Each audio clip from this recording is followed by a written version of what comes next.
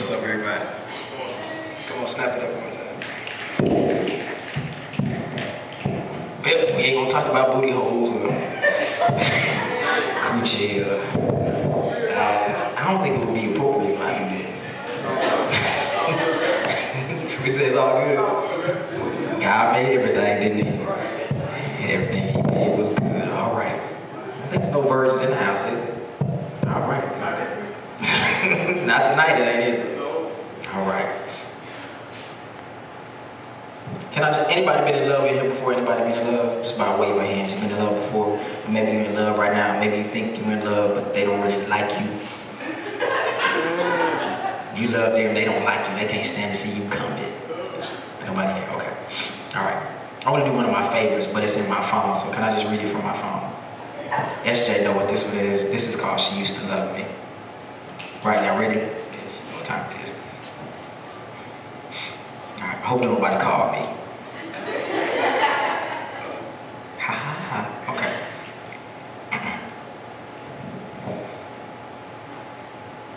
I remember the way she used to love me.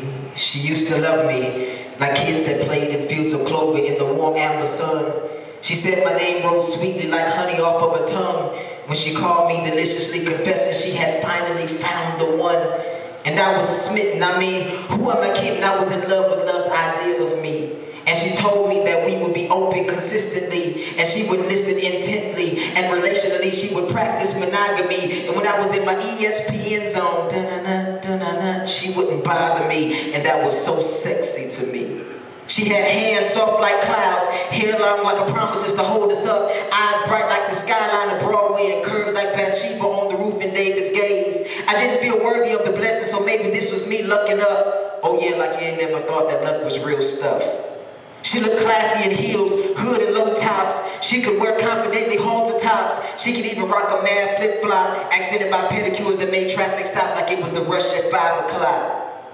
We were so new, like the smell of a car off the lot. All the bells and whistles seemingly affordable and exciting like a steep sticker drop. And my interest was compounded along with the belief that I was now impervious to the form of pain I once felt. I chalked my previous failures up to the way the cards were dealt, and I was consumed into a mix of what was to be, or at least presumably like chocolate when it first melts. She had me humming love songs, old R&B with the vintage look of 8 tracks, and I was living out the lyrics of the same as if the earth, the wind, and the fire were coupled with Melvin Harold pen and blue notes to my back. And though consummation was technically reserved for the wedding night, my eagerness for the erotic did the math. Soft music plus candlelights equal what was Trojan-like. I proposed to her, and like fairy tales and glass slippers, and castles and slain dragons, and happily ever after I adventured just to get her, so I did whatever I had to do just to have her.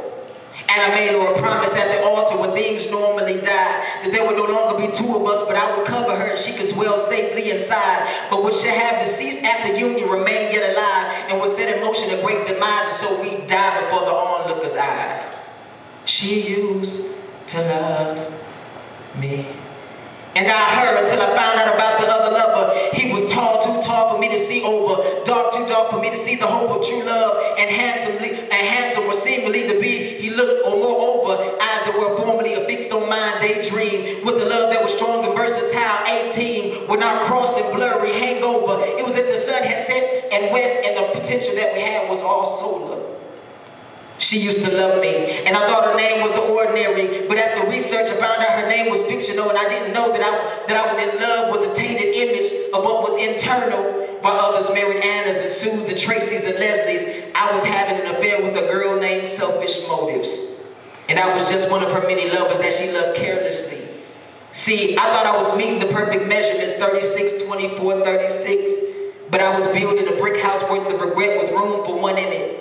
Because her measurements weren't perfect, but it always seemed like she was able to fit. I had what I wanted, but what I wanted was not what she wanted, and what I wanted was not what God wanted. And God's desire for me was to have what was lasting and undaunted by challenges and circumstances. It was beyond sex and fantasies. I was in love with a love that didn't love me, but looked after her own best interests secretly. Because Selfish Motives was fertile, and laying down with her she bore kids, and they were all named Regret, and although I'm pro-life, I didn't want her offspring. offspring to live. I was blaming people for hooking me up with mistakes and saying that it was me, for goodness sakes, that I should be blamed. After all, I was a victim of the decisions that I had made. Funny thing is, all of us have the same lover. Everybody got the same lover. She gets around, selfishness prostitutes herself with the foolishness to get around, to abound.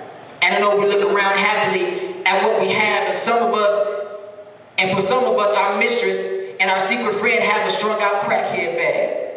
She used to love me until I told her I wanted out. I didn't want to risk my plush future for a fatal fruitless drought.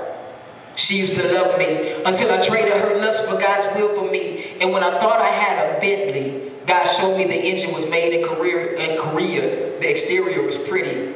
The inside, she had it in for me. She used to love me. Yeah.